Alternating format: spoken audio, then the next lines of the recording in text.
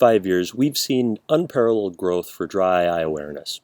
As we've seen patients pass through our own clinics, it seems that they complain more and more about the symptoms of dryness. And from what we can tell from talking with other clinicians, they agree with us as well.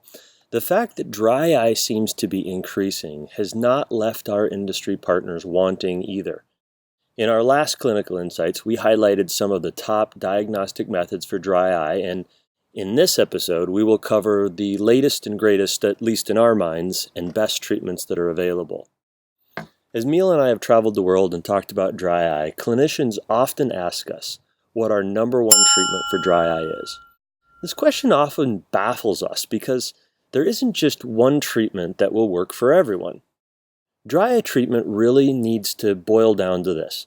What's the most comprehensive treatment plan that you can give to your patients that will increase the quality and quantity of the tears produced in order to bring about an equilibrium of that patient's ocular surface needs? Although we want to use the word normal data for everyone, not everyone is normal. Treat your patients and their condition. Don't boilerplate your treatments for every single patient. The reality of dry eye is really a chicken or egg discussion. We have seen patients with meibomian gland dysfunction have inflammatory and tear dysfunctional dry eye. Likewise, we believe that patients with tear deficiency and inflammation go on to develop worse meibomian gland dysfunction. And as such, we most aggressively target what we believe to be the primary cause of each patient's dry eye. This is how we break it down. Number 1, does the patient have decreased oil secretion from their glands? Number 2, does the patient have evidence of inflammation, staining, whether conjunctival or corneal, or other evidence of tear instability? We have found far and above that the standard of care for decreased oil secretions is LipiFlow. The treatment has proven time and time again, both in the literature and in our clinical settings, to aid patients with meibomian glands that are plugged. We've not seen any other treatment that has even come close. Plain and simple, if a patient has plugged glands, we must get them open or we risk atrophy. If a patient has any of the other types of dry eye and their eyes have shown even the mildest form of progression, our approach is aggressive and that we want to stop and slow the progression of this chronic dry eye disease. And as such, we look to either or both of the medications that are available on the market. It probably does not go without saying that the two of us are aggressive advocates of cyclosporin and its benefit to the eye. We have prescribed the medication hundreds of times over the past years, and the evidence is pretty clean. Cyclosporin makes the eyes better for patients that have decreased tear volume, inflammation, as well as it increases the quality of the tears. What we have observed in patients and clinicians is their attention span may be somewhat nearsighted. The medication works quickly and very well, but in many patients it doesn't always seem that way until a patient has taken it for more than 1 or 3 months. With the success that we've achieved from cyclosporin, it'll continue to be a mainstay in our treatment algorithm. We're also pleased and excited to present lifitegrast.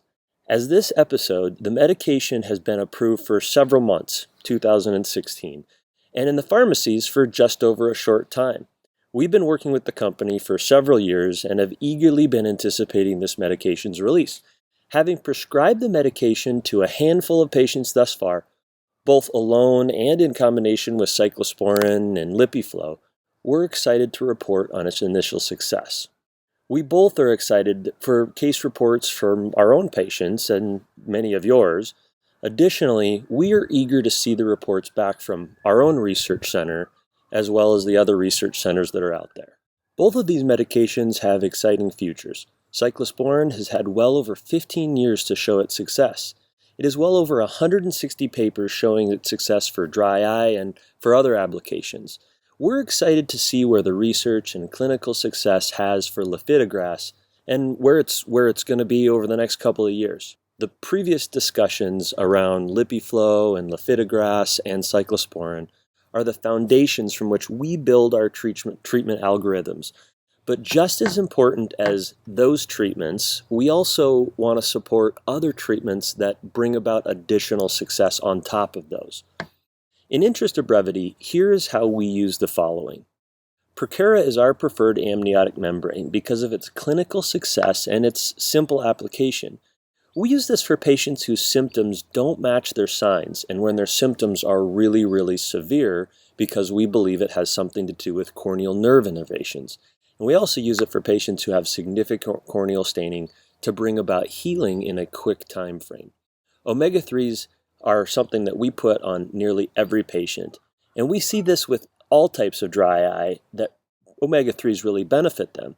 We work to ensure that every patient is on at least 1,000 milligrams of omega-3s and that they have at least 70% purity. Doxycycline is something that we use, but really only for patients that have acne rosacea. Steroids are a quick way for us to control inflammation, but we only use them for short terms and always followed by another treatment to maintain the inflammatory control. Warm compresses are great following cleared and open meibomian glands, but they have not been shown to open the glands themselves. We also covered warm compresses in detail in one of our past episodes. Autologous serum is being used more and more by clinicians. It's extremely helpful to decrease inflammation.